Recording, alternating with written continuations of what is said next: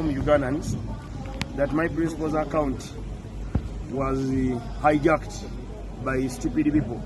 They hijacked his account and they started using it stupidly. So up to now we are still to recover it from the hijackers, but we have not yet received it. We are still reporting to X to find that the hijackers are netted and we recover our account. So those messages to Ziris? I don't think they are his and they are not his, because he knows his role. He's a very respectful person. He's very patriotic. He's very loving, and he's a patriot. A patriot, you love your country. If you love your country, you respect all structures of the country, all structures of the country. So those are not his boss. So those are hackers. They are hackers. Ugandans. And I told you.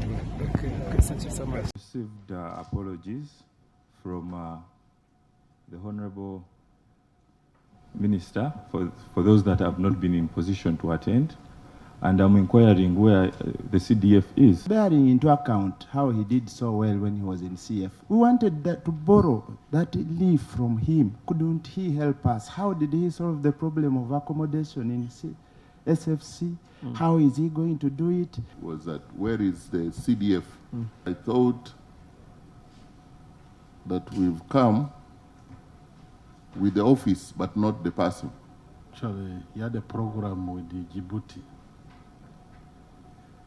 He had informed me that he will be traveling. No, the question, General Kiding, was, did he send apologies? The apology, he did not. Since you have gotten this discussion that is a bit hot, it would be more prudent for us to have a break for like 10 minutes. When you came in with your team, we welcomed you. Part of the oversight and the budgets that we allocate and we're going to scrutinize covers a very sensitive and core institution of our defense, and that's the UPDF.